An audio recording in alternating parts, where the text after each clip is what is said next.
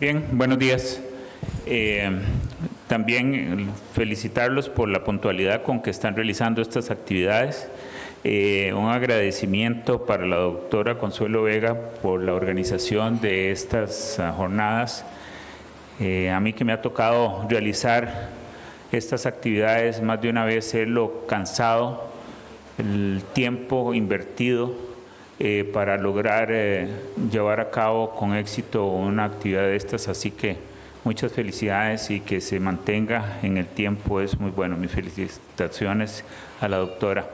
Bueno, y a ustedes gracias por estar aquí, por tomar su tiempo para que me escuchen. Vamos a tratar de apegarnos al tiempo. Sí le agradecería por favor que me avise en... Ok, perfecto, de acuerdo. Para no pasarme del tiempo. Vamos a ver si esto funciona. Ok, listo. En relación a lo que es virus de papiloma humano, todas las implicaciones que tenemos hoy por hoy a nivel mundial, no solamente a nivel local, sino a nivel mundial, y el conocimiento que hemos venido adquiriendo a través de los últimos 20 años, ha sido un crecimiento exponencial de lo que sabíamos o no sabíamos hace 20, 25 años a lo que sabemos hoy, y las herramientas con que contamos para lograr una mejor tratamiento a nuestras pacientes, y quizás no solamente tratamiento, sino la prevención, que como todos sabemos es principal, la piedra angular de lo que es el quehacer de la medicina. Por lo tanto, entonces, empezar a hablar de vacunas, eso hablamos de prevención.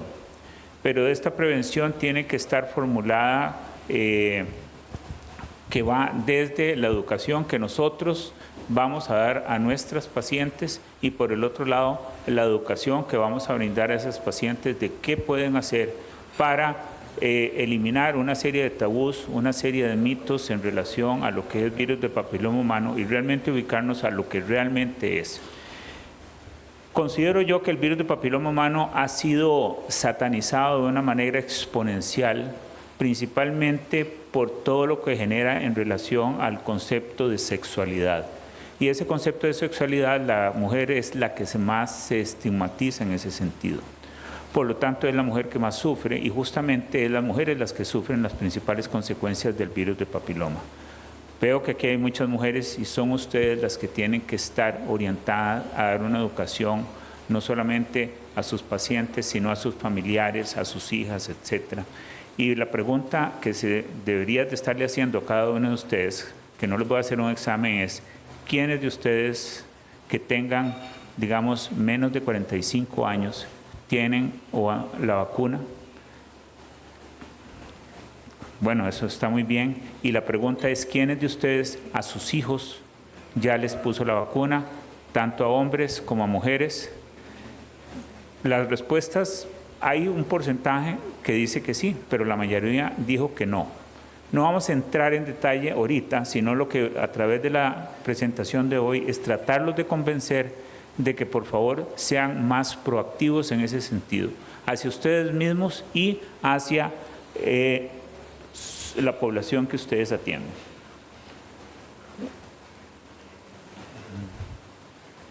Vamos a ver por qué no me trabaja.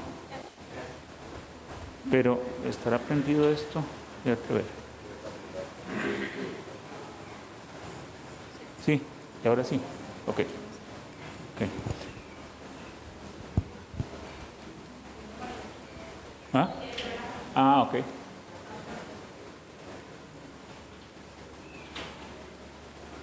Bien. Estos son los conflictos de intereses para efectos de esta charla. Y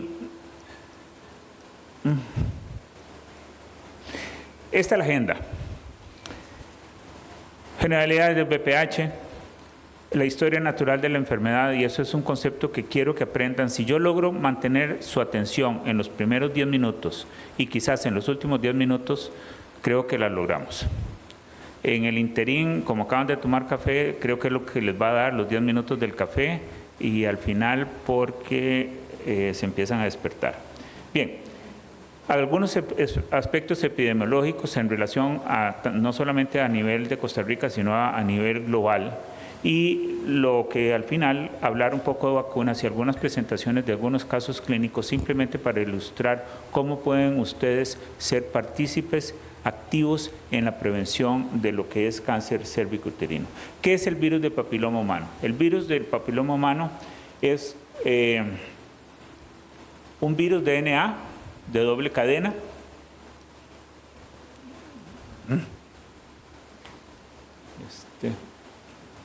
Andame ayudando con las diapositivas mejor, porque entonces es de la familia Papillomaviridie.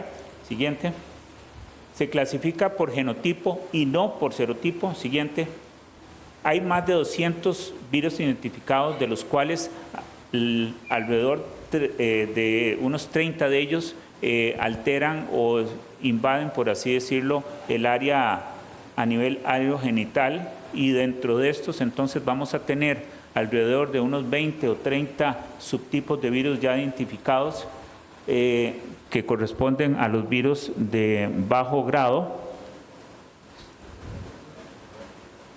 Y estos de bajo grado, los más importantes que ya ustedes conocen, que son el 6 y el 11, que es el responsable de todas las lesiones condilomatosas, tanto en hombres como en mujeres, que las mismas las vemos principalmente en población infantil y también en las primeras etapas de la vida sexual activa de la mujer, y eso casi siempre antes de los 25 años. ¿Y esto por qué? Porque hay una respuesta inmune también natural.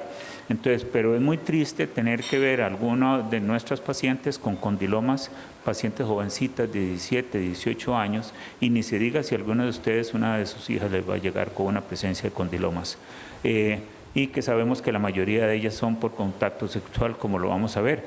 El otro es el 90% de las verrugas por el virus, por la papilomatosis respiratoria recurrente, y más o menos alrededor de unos 20 subtipos que están relacionados con lo que denominamos alto riesgo. Y aquí es simplemente donde yo quiero destacar cuáles estos son los más importantes. Dentro de los más importantes están el rey y la reina, que son 16, 18, pero también tenemos 31, 33 y el 45, que prácticamente con ellos vamos a encontrar arriba del 85% de las causas relacionadas con cáncer cérvico-uterino.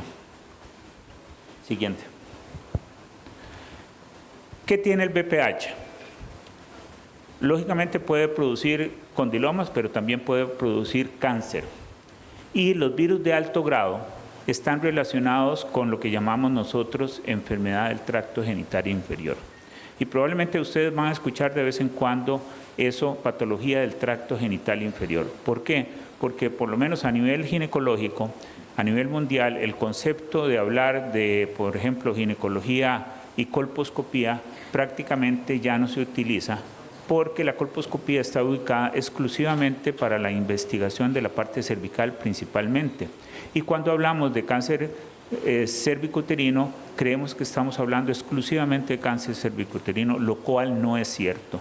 Tenemos que el virus de papiloma humano es una enfermedad de tracto genital inferior, por lo tanto, entonces, no solamente va a abarcar el cérvix, sino que va a abarcar todas las áreas adyacentes, como son vulva, vagina y cáncer anal. De tal manera que vamos a ver que entonces la relación de cáncer cérvico-uterino, de lesiones intraepiteliales de alto grado, están asociadas con lesiones de vagina, de vulva y anal.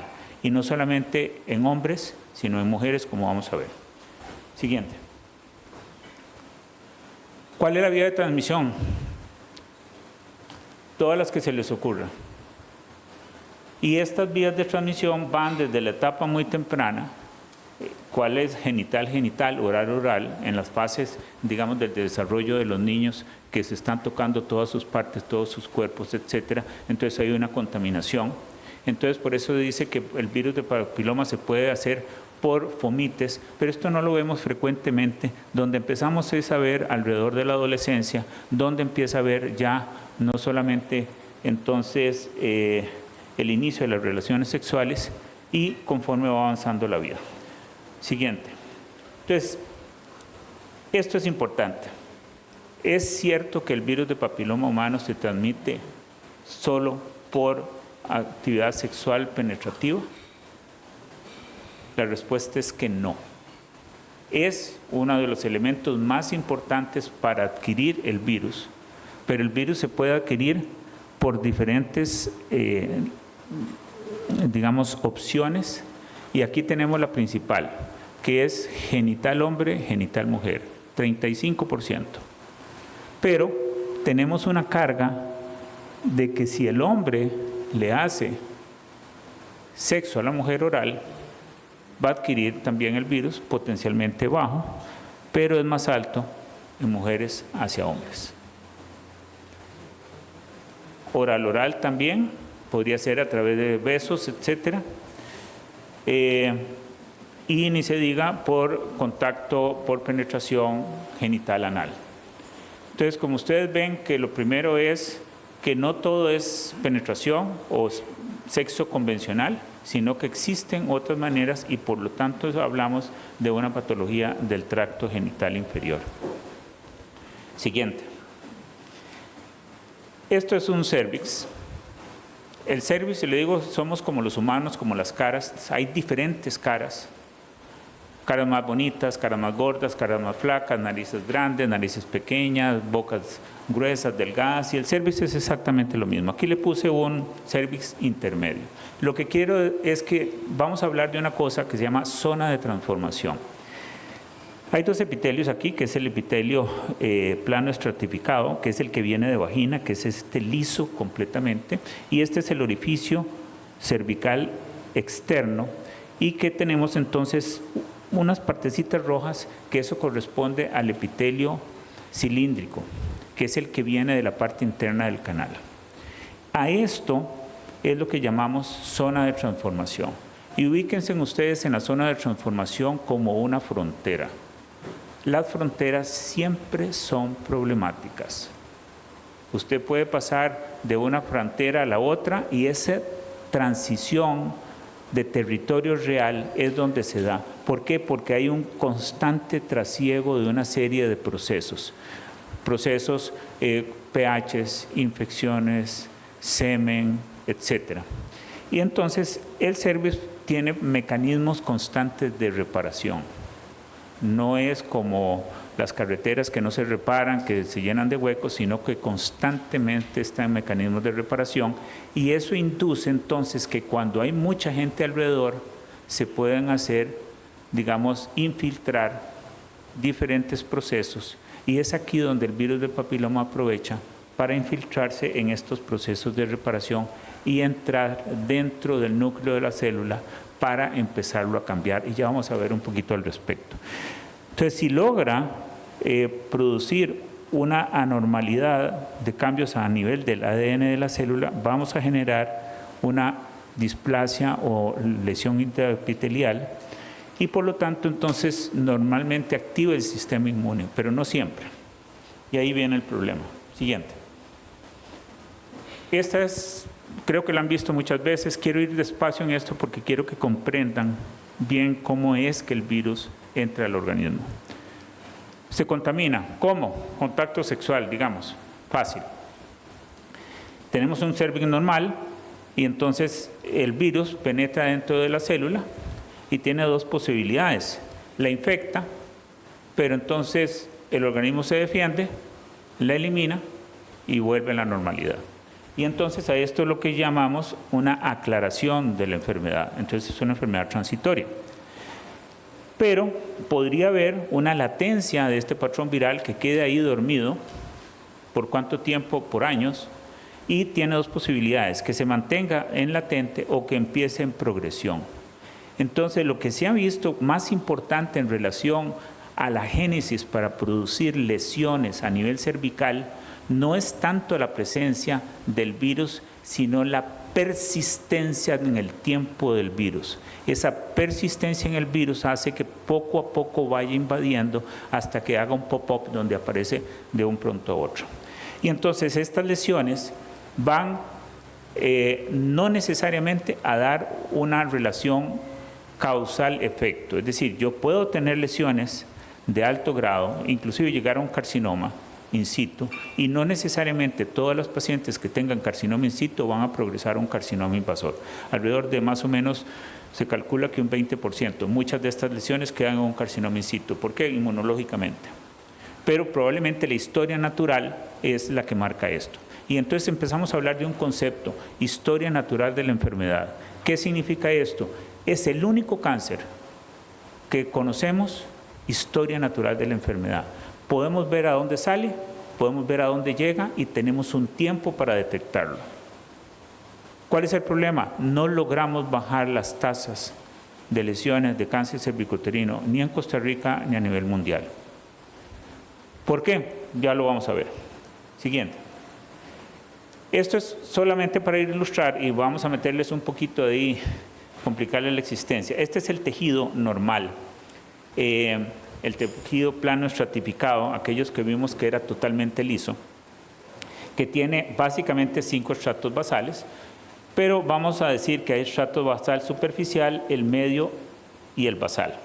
Y esta es la membrana propia. El virus penetra a través de una pequeña abertura, no penetra en piel normal, es decir, tiene que haber una agresión, alguna fisura en la piel. ¿Y qué mejor que el cervix para tener lesiones? Porque es una frontera, es una zona que está constantemente transformándose. De tal forma que entonces el virus penetra y lo hace de una manera muy difusa. Ese se llama stealth, ahorita lo vamos a ver un poco más adelante. Por así decirlo, no se da cuenta el organismo que penetra y entonces a través de ciertos mecanismos se empieza a emular, infecta las células basales, no las destruye, sino que se mete, como quien dice, se casa con la célula y empieza a producir hijos.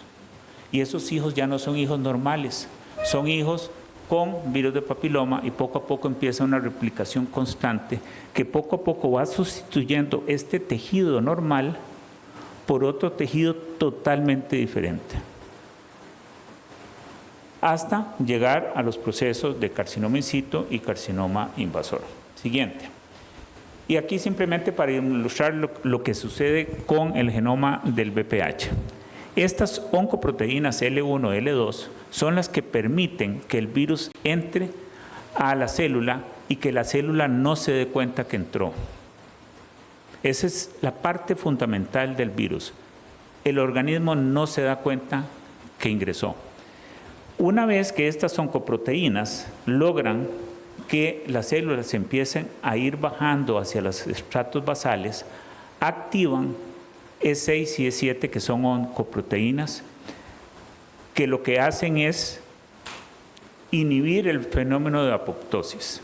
Entonces, ¿qué hace el virus? El virus no mata a la célula.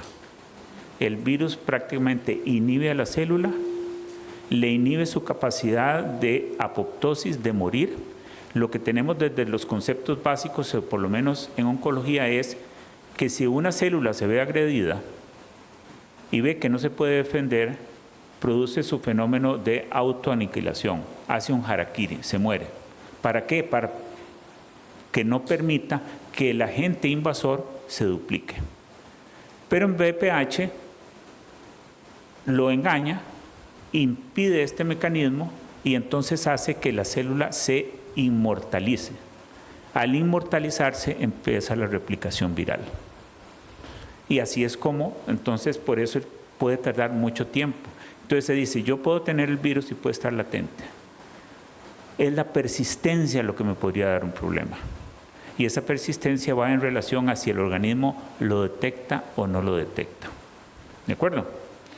Entonces, esto es L1, L2, es E6 y E7. Listo. Siguiente. Y esto es nada más para explicarles el proceso. Este es otro tipo de cuello, muy puntiforme, dan procesos de infección y estamos entonces en una cadena que puede progresar o puede regresar, inclusive inmunológicamente el organismo lo podría hacer, hasta que llega un momento en que transformante va hacia los fenómenos invasivos. Siguiente.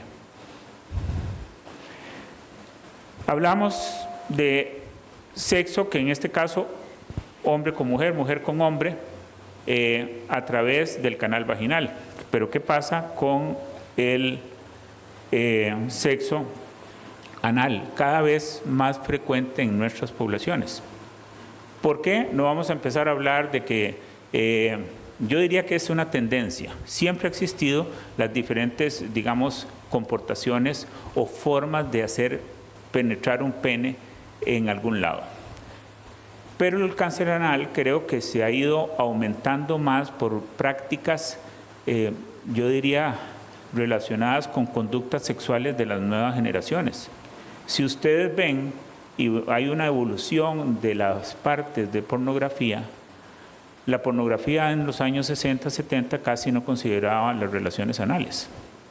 Ustedes ven un poco de pornografía y se estimulan las relaciones anales. Todo el mundo quiere ver qué es.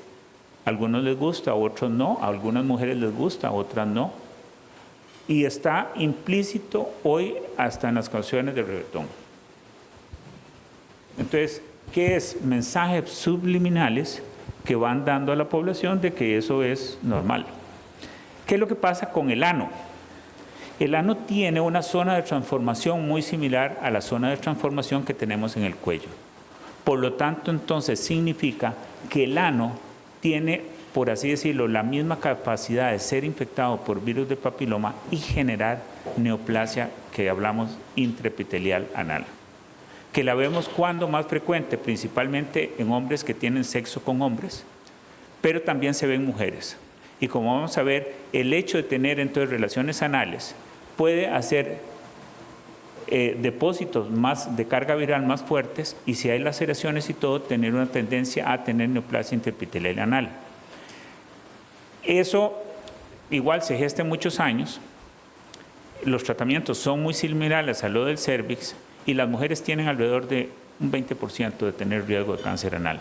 Entonces, hoy por hoy se recomienda que toda paciente que ya ha tenido una lesión de alto grado se le haga una anoscopía de 10 a 15 años después, porque es probablemente que tenga una lesión intraepitelial anal. Siguiente.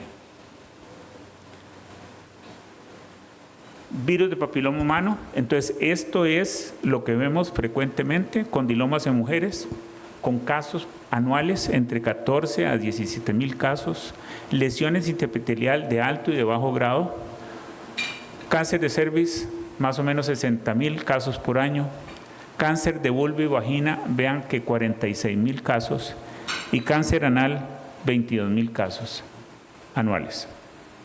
Siguiente. Y entonces les decía, esta la vamos a ver al final, el VPH no causa lisis celular, no causa viremia, no infecta, ni se multiplica en las células representativas del antígeno que están en la parte superficial.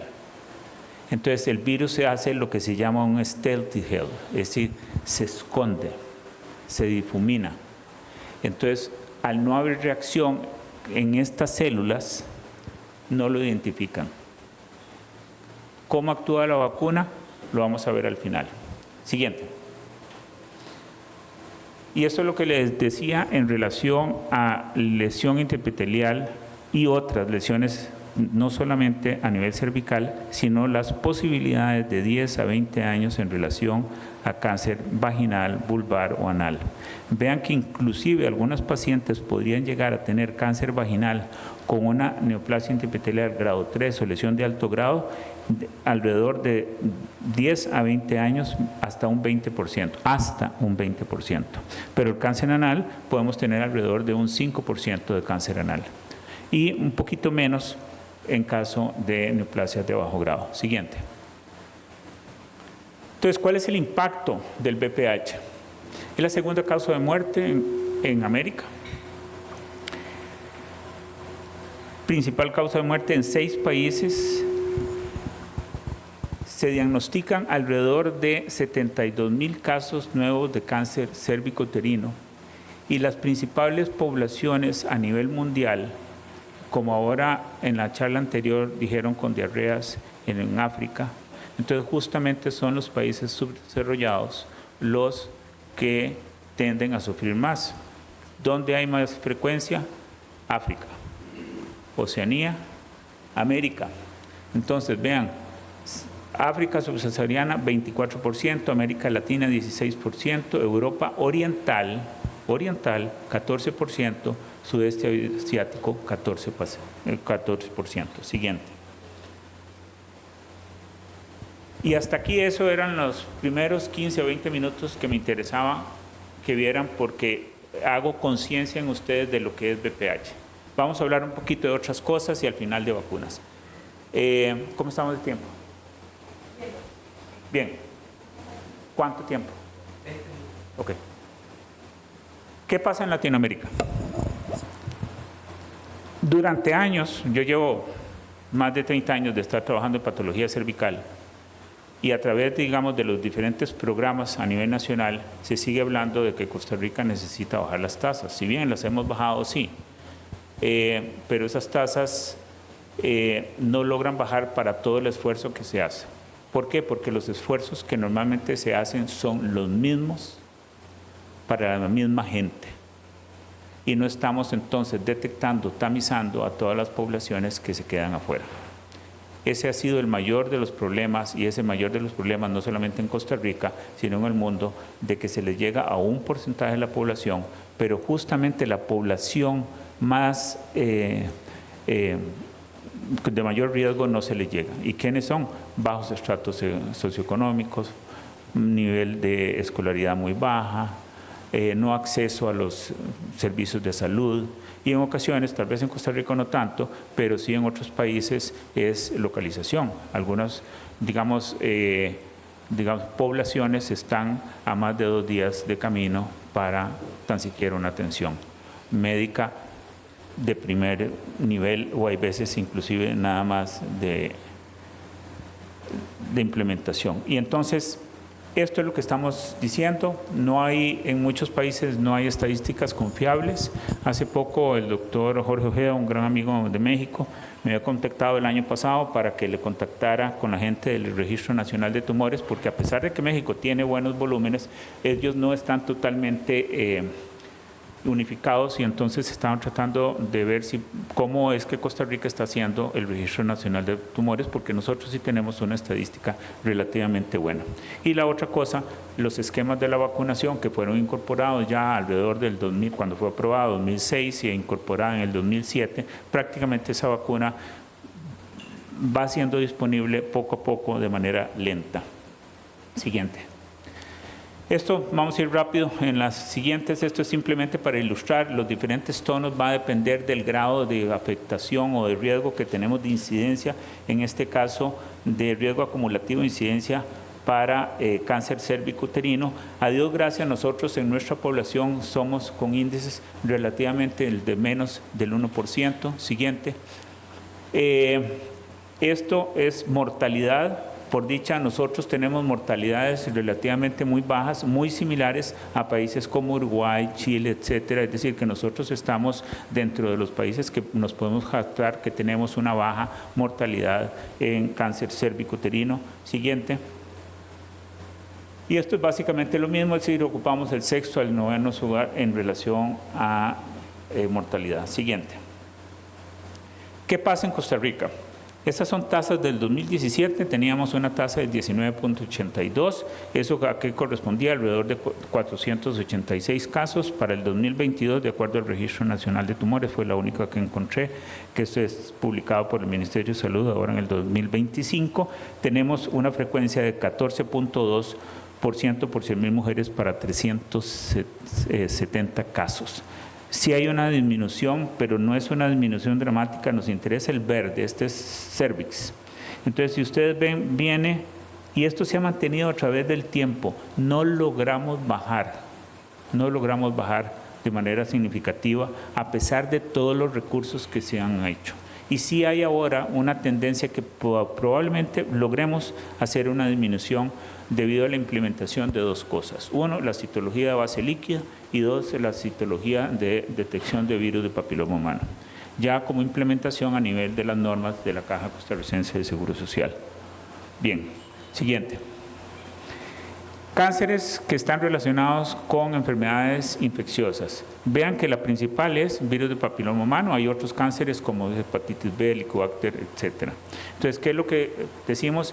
El cáncer infeccioso más frecuente y que ya disponemos de medidas para no tratarlo, sino prevenirlo, están disponibles. ¿Cómo? A través de la vacuna. Siguiente. Entonces, si logramos nosotros controlar esto, las estadísticas van a bajar mucho a nivel mundial. ¿Cuáles son las de tamizaje? Usted me va a decir, la citología sigue siendo el elemento principal a nivel de la Caja Costarricense del Seguro Social. La introducción de la citología de base líquida tiene sus ventajas, pero tenemos una cosa, una sensibilidad relativamente muy baja. Pero si la incorporación del virus de papiloma, que era como método de detección, nos da una sensibilidad y una especificidad muy alta, lo que está detectando es el virus. Entonces, no es como la citología que yo detecto cuando el virus afecta a la célula. Y entonces la célula empieza con fenómenos de discariosis, de alteraciones en su forma, en su morfología, en el citoplasma, con núcleos más pignóticos, y de acuerdo a qué tanta alteración haya, vamos a clasificarla en una lesión de alto o de bajo grado. Para irnos olvidando del concepto de displasias leves o moderadas, etc. Pero si yo detecto el virus, entonces yo sé quién tiene el virus y quién no. Esa paciente no necesariamente tiene enfermedad, tiene el virus. De ahí lo puedo identificar, inclusive si tiene el 16, el 18 o por lo menos de alto grado. Depende de los kits que se utilicen. Los kits normalmente que se utilizan para tamizaje son kits que detectan todos. Sí hay en estudios de investigación que yo puedo identificar específicamente X, ¿de acuerdo? Pero que normalmente no está disponible. La ventaja, que entonces voy a identificar a aquellos pacientes que requieren mayor seguimiento. El hecho de tener el virus no significa que tiene algo. Entonces, esa paciente tal vez sí necesita una citología o puede ser que yo la refiera directamente a colposcopía a ver si tiene una lesión. Y si tiene una lesión, entonces probablemente es biopsiable y ver cómo se maneja ese tipo de paciente. Aquí lo que se dice es que probablemente van a haber muchos pacientes que van a tener el virus, que no hay lesión colposcópica y eso sucede frecuentemente. El hecho de tener una BPH no significa que yo en la colposcopía voy a ver algo, pero simplemente lo que me dice es que, ok, está ahí, requiere observación. Y podemos hacer otras herramientas para tratar de disminuir la carga viral que está presente en esta paciente. Siguiente. El doctor Jerónimo, él es el latinoamericano, estuvo a cargo del Instituto de Investigación de Cáncer, actualmente trabaja en una organización ONG que es HPV World. Ustedes pueden entrar a la página, cualquiera puede accesar, HPV World, se inscriben y están constantemente dando mucha información en relación a VPH. Y lo que decía hace algunos años, antes de que la Organización Mundial de la Salud lo planteara, lo que voy a decir ahora, es que el método de detección de VPH era el futuro en ese momento. Siguiente. Esto es de las normas de la Asociación Española. Y lo puse aquí porque son conceptos muy similares a lo que tenemos en el día a día, que en España el 60 o 70% de las mujeres diagnosticadas con cáncer cérvico-uterino no se había realizado ninguna prueba de cribado, es decir, de tamizaje en los últimos 10 años. Y que con toda la evidencia que hay, la OMS ha actualizado las guías para el cribado, es decir, tamizaje y tratamiento de las lesiones precancerosas, recomienda la detección de VPH como prueba primaria de cribado en lugar de la citología de mujeres mayores de 30 años. Y se lo puse para no sacar OMS, sino que ya diferentes asociaciones a nivel mundial han implementado esta prueba como elemento principal antes que la citología. Siguiente. ¿Sí? Esto lo puse aquí porque hay muchas maneras de presentarlo. Esta no es la más bonita, pero es la que viene en las normas nacionales de Costa Rica para patología cervical. Esto es lo que la Organización Mundial de la Salud tiene como meta, o lo tenía para el 2030, que es la que se llama 70 90, 70, 90. ¿Qué significa? 90% de las niñas vacunadas antes de los 13 años o 15 años, 70% de las mujeres que tienen una prueba de detección o de alta precisión antes de los 35 años y otra a los 45, y que el 90% de todas las mujeres con cáncer cérvico-uterino reciban un tratamiento en lesiones pre o cancerosas. Y como vienen las normas, digo, bueno, lo van a ver porque si le dan las normas van a reconocer este dibujito. Siguiente. Entonces, ¿cuál es el impacto de la vacuna? Siguiente. 1. Reducir las tasas de infección a corto plazo y, lógicamente, las verrugas. Siguiente. Disminución de las lesiones, de todo lo que son lesión interepitelial, displasias leves, moderadas, severas y, lógicamente, por consecuencia, la disminución de la incidencia de cáncer. Siguiente. Y entonces, en relación al impacto de la vacuna, es que la implementación de la vacuna que fue aprobada en 2006 por FDA y empezada en Australia como régimen de vacunación en el 2007, entonces era lo mismo, reducir las tasas de infección viral, lo mismo que estamos hablando. Siguiente. Y entonces aquí es simplemente para ilustrarles, estos son los países que empezaron con los esquemas de vacunación, 2007, siguiente. Y esto es lo que quiero que vean. Se empezó el esquema de vacunación en ese momento con la cuadrivalente o Gardasil, que era la bivalente, los dos. Y entonces, ¿qué tenemos? Poco después del inicio de la vacunación en la población joven de menos de, de 21 años, se ve una disminución significativa en la tasa de presencia de condilomatosis en la población. ¿Eso qué significa? Que ya la implementación de la vacuna empieza a hacer su efecto de lo que habíamos mencionado. Siguiente. Y esto sucede lo mismo con hombres. En el sistema de vacunación, como hay una caída importante en ese sentido. Siguiente. Eso que nos demuestra que si yo tengo y estoy aplicando una vacuna y lo que quería ver es disminución de la tasa de infección, con los primeros trabajos ya empezamos a ver una tasa o una disminución en la tasa de infección en población joven. En América Latina, en Costa Rica, estos son todos los países que cuentan con la vacuna actualmente. Siguiente. Costa Rica la implementó, siguiente,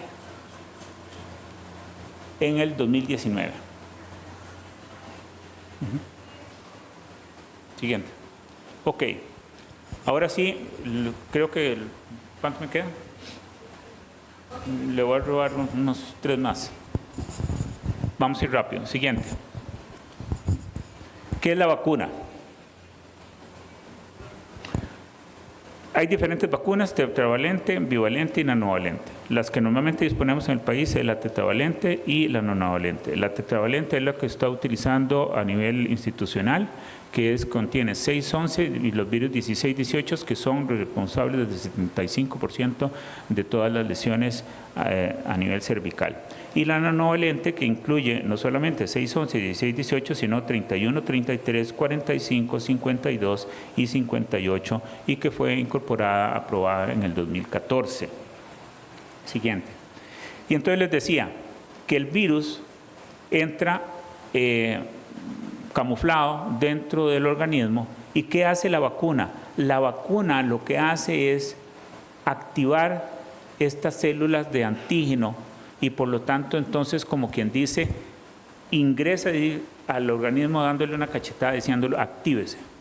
Eso es lo que hace la vacuna a través de lo que se llaman VLP, que son virus-like proteins, es decir, proteínas semejantes al virus, pero que no tienen el genoma, no tiene la genoma de carga viral y por lo tanto lo que producen es una respuesta inmune. Esa es la gran diferencia de este y este. Y entonces la implementación de las vacunas nos aumenta de manera significativa, digamos, las defensas normales de nuestro organismo. Uno puede tener una defensa natural, pero vean que esta respuesta es muy plana y tiende a descender. Entonces, si yo ya tuve condiloma, tengo una pequeña, por así decirlo, reacción inmunológica, pero la vacuna me va a dar hasta 10 veces más esa respuesta inmune. Y por eso, si lo pongo en población joven, voy a tener todavía una mucho mejor respuesta inmune. Y esto es independiente de la respuesta, por lo menos de 10 veces del número de dosis. Siguiente.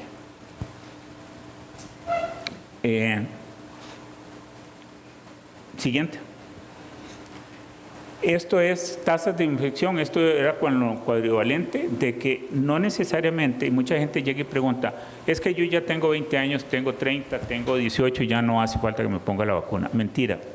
Independientemente de la edad, usted tiene posibilidades de adquirir el virus del papiloma. Mientras mayor sea, su sistema es más robusto. Pero si el virus se involucra, su sistema robusto es menos potente para defenderse.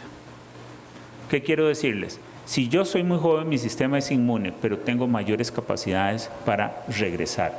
Si a mí me ataca un virus mayor, es más difícil, pero probablemente me haga más daño, como una neumonía. No es lo mismo una neumonía en uno de 40 que de 70. Siguiente. Entonces, ¿qué queremos con la vacuna? Y no solamente, entonces, ya ustedes saben el esquema en población joven, que está indicada en Costa Rica, en todas las niñas arriba de los 9 años, aquí normalmente se utilizan alrededor de los 10, 11 años, se vacunan en 4º grado y se ponen 2 dosis, una ya y otra a los 6 meses. Y se incorporó también la vacuna recientemente para el hombre. ¿Por qué? Para hacer un efecto rebaño y hacer disminuir las tasas y lograr, a ver si acaso, la Organización Mundial de la Salud cumplir con las metas de 90, 70, 90. Pero ¿qué pasa en aquellos pacientes que tienen, inclusive no 21, podríamos hablar 18 años? ¿Qué buscamos? Prevención de cáncer, de lesiones, evitar la persistencia. Si es en el hombre, vacunar el efecto rebaño, prevenir la enfermedad de enfermedades recurrentes, y eso es muy importante que vamos a ver ahora, y la prevención de neoplasia. Siguiente. La siguiente. Hay 2 estudios que se hicieron aquí en Costa Rica a través del proyecto, el proyecto Escudo, que se realizó en 2017 y es justamente en poblaciones de 12 y 16 años para una sola dosis de Gardasil y ver si realmente es tan buena como las 3 dosis. La siguiente. El otro es el producto Prisma, que está en proceso, que es para poblaciones de 18 a 30 años con la misma efectividad para ver cuál es la respuesta de la vacuna en este tipo de poblaciones. Siguiente. Hay muchas, entonces, información sobre ¿es útil la vacuna? Entonces ya no solamente en poblaciones de más de 18 años, ¿a quién puedo vacunar? Sino ¿qué hago si a mí ya me diagnosticaron una lesión? Yo llego y tengo una displasia leve, confirmada por biopsia y ni se diga si es una lesión de alto grado o un cáncer. Digo, ¿me debería de vacunar? ¿Está indicado? ¿Se puede? ¿Me ayuda? Empiezan a salir una serie de informaciones en diferentes revistas. Siguiente. Y este es el estudio Nobel que está llevándose a cabo, y es un estudio muy interesante que se está llevando en Europa, en Reino Unido, Finlandia y Suecia, donde hay 2 brazos. Un brazo en aquellos pacientes que ya están diagnosticadas con una lesión interepitelial de alto grado y antes del tratamiento se les aplicó la Gardasil 9, y otro brazo en el cual solamente se le hace el tratamiento y observación. La información que hay, siguiente, es que la vacuna se puede poner porque el sistema inmunológico va a responder todavía mucho mejor. Siguiente. Y entonces estas son de las normas españolas, y simplemente para recalcar que lo que dice, administrar la vacuna de VPH en pacientes tratadas por SIL o SIN es un nivel de evidencia alto, recomendando una fuente a favor. Por lo tanto, debe administrarse con una pauta de 3 dosis antes del diagnóstico y preferiblemente del tratamiento. Las normas españolas. Siguiente. Entonces, ya ustedes tienen una serie de información de que la vacuna no solamente está para poblaciones jóvenes, que yo puedo vacunar a poblaciones que se pasaron después de los 15 años, para la prevención de muchas lesiones, y que está indicada no solamente en ese grupo que está con una vida sexual activa, que puede tener un virus de papiloma presente porque vamos a disminuir la carga viral, pero que también está indicada en aquellos pacientes que ya tienen una lesión y que preferiblemente, si yo la voy a inyectar antes de inclusive iniciarles su tratamiento. La seguridad de la vacuna, realmente el Gavi y la Organización Mundial de la Salud ha testificado desde el 2007 en diferentes lados de que es una vacuna segura, de que no incrementa el riesgo de Guillain-Barré, que era una de las cosas, parálisis de Bell, síndrome de dolor regional, taquicardia. En algún momento apareció principalmente en Colombia que habían vacunado a unas chiquitas de 9 años y que entonces se habían desmayado, a unas le dio un Guillain-Barré, en fin, muchas de esas inclusive tuvieron convulsiones y era un efecto histérico de masa, porque algunas inclusive no se habían vacunado y les dieron lo mismo. Entonces hay documentación a nivel mundial segura hace 10 años, hace 15 años y hoy de que la vacuna es segura, independientemente que sea bivalente, tetravalente o nonavalente. Siguiente. Siguiente. Esto es las recomendaciones de la Asociación Americana de Ginecología y Obstetricia. Siguiente. Es básicamente lo mismo y una de las cosas es, no hace falta testear a una paciente si es virus positivo para ponerle la vacuna. Siguiente. La EMA, que es la organización europea, pone que la vacuna se debe iniciar a partir de los 9 años y Estados Unidos sí da algunos márgenes, que si es hasta los 26 años normalmente, está recomendada actualmente hasta los 45 años. EMA lo que dice es que no, que se puede empezar a vacunar y que no hay un límite de edad, no hay un consenso claro en ese sentido. Entonces, ¿cuáles son las recomendaciones? Educar pacientes. La vacuna está indicada hasta 26 años y en pacientes de 27 a 45 considerar los factores de riesgo: fuma, obesa, múltiples compañeros sexuales, ya tuvo una lesión, prácticas anales, múltiples parejas sexuales, infidelidades frecuentes, en fin, todos esos son factores para considerar. Y las pacientes inmunosuprimidas, que deben de recibir la dosis completa de 3 dosis. Y una de las cosas que me han preguntado varias veces, si ya tiene el esquema bivalente, es decir, la cuadrivalente, no hace falta ningún booster, es decir, de poner una nanovalente ahora. Siguiente. Y esto es Costa Rica. BPH dice, se administra, siguiente, la intramuscular para niñas de 10 a 11, 2 dosis, y en febrero del 2024 ya, a Dios gracias, empezamos con los chicos también. Siguiente. Resumen de la Organización Mundial de la Salud, que es lo mismo, que la prevención de la vacuna va a ayudar a cumplir las metas. Siguiente. Siguiente. Y estos son datos claves. Entonces, 78,000 mujeres diagnosticadas con cáncer, más de 40,000 fallecieron. La mortalidad es 3 veces más alta en Latinoamérica. La vacuna en mujeres previene más del 70% de los casos y el tamizaje también está indicada como estrategias costo-beneficio. Siguiente. Siguiente, ok. Nada más. 1. Hablamos educación, vida saludable, realizar los estudios que comprometan, factores de riesgo, mujeres con hijos. Es decir, esas preguntas que tenemos que hacer: ¿a quién yo debo de insistir un poquito más en recomendarle la vacuna? Siguiente. Tengo una mujer de 20 años. Siguiente. No ha tenido relaciones. Siguiente. ¿Recomiendan la vacuna? ¿Sí o no? Ok. ¿Y cuál esquema? Lo ideal aprobado en label es que aquella paciente arriba de los 14, 15 años se complete el esquema de 3 dosis. ¿De acuerdo? Hay un esquema modificado que ha aparecido que puede ser en pacientes de menos de 20 años de poner de 0 a 6.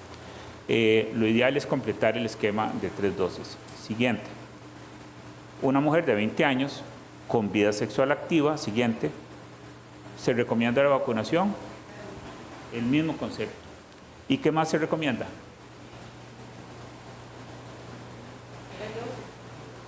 La dosis, 3 dosis. Siguiente. Y esta, con mucho más razón, 3 dosis que esta, porque ya tuvo relaciones, ya está en contacto con el virus.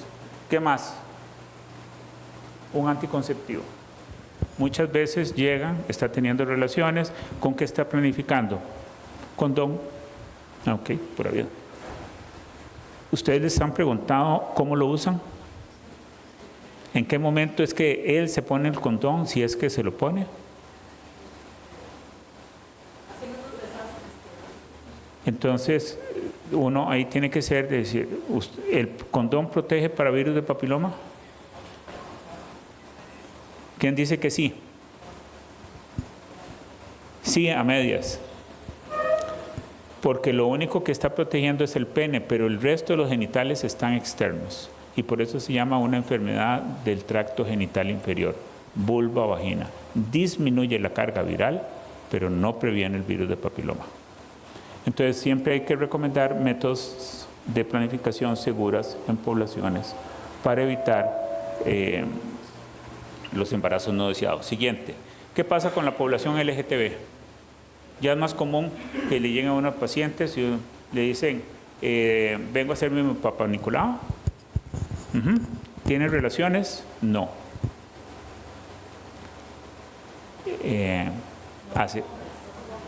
Entonces, algunas dicen, bueno, es que no con hombres, yo tengo mi pareja. Entonces, uno, esa paciente ya tuvo alguna vez con hombres, porque si hizo un Papá Nicolau, probablemente ya tuvo con hombres. 2, usa juguetes sexuales. 3, esa pareja también, o compañera, pudo haber tenido contacto con hombres o con otras mujeres. Eso significa que son contaminantes entre ellas. No solamente por lo que dijimos del grado de contaminación, que no necesariamente es por penetración, puede ser oral o por el uso de fomites o juguetes sexuales.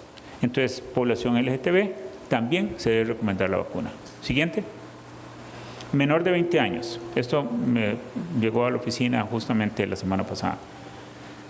Esta paciente tiene 20 años, es decir, estaba en el esquema de vacunación porque se empezó en el 2014. Y entonces me la trae porque tiene un problema ginecológico y entonces le pregunto, la madre no permitió que la vacunaran en la escuela. Simple, no quiso que la vacunaran.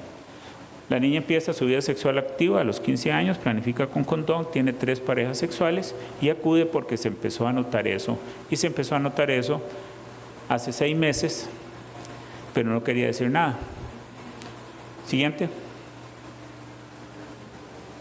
Condilomas.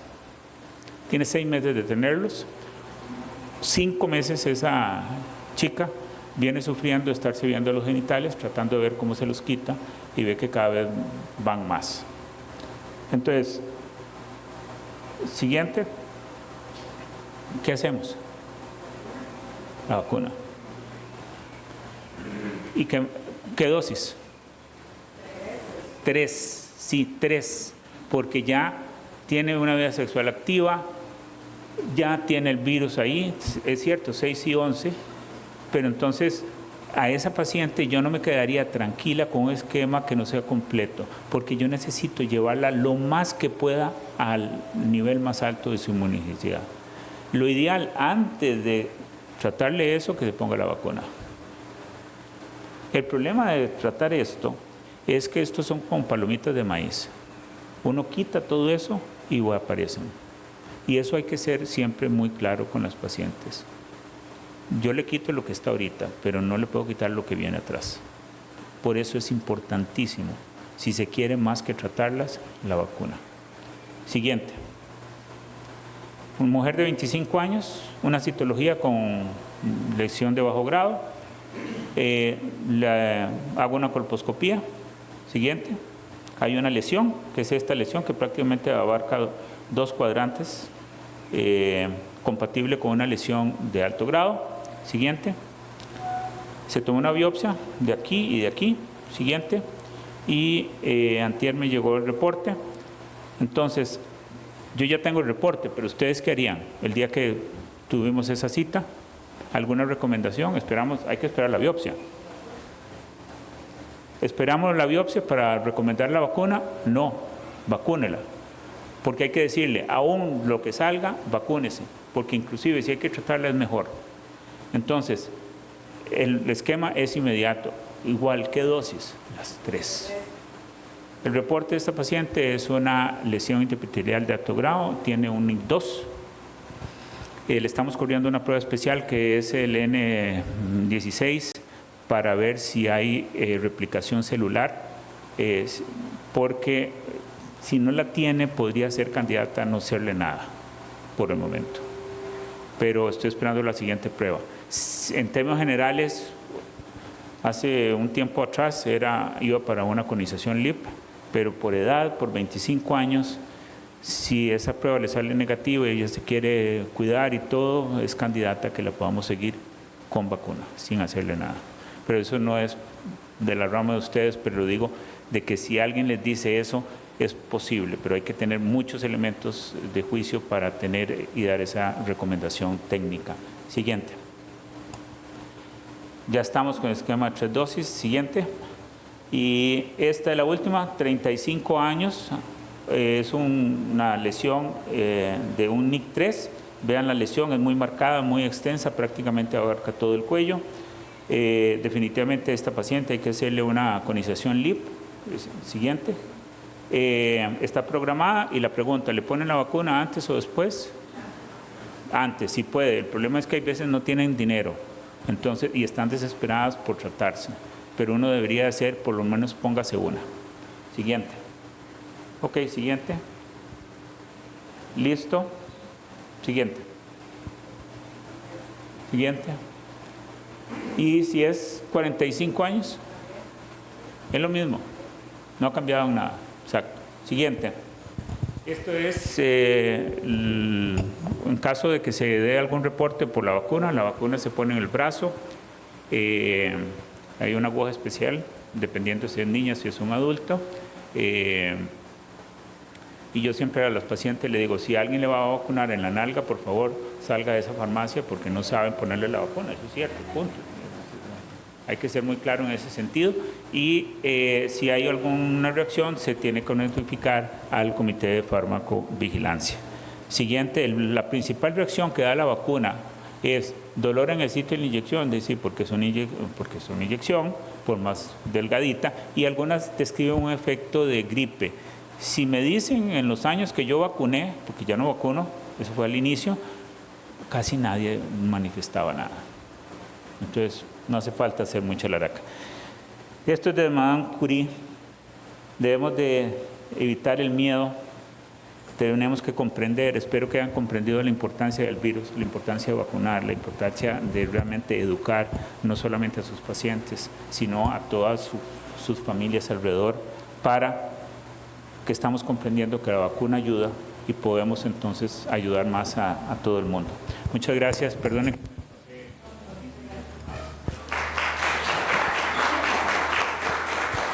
Bueno, agradecemos al laboratorio MSD por tan excelente ponencia que nos dio el doctor Madrigal y vamos a hacer la entrega de parte de la Junta Directiva de un presentito.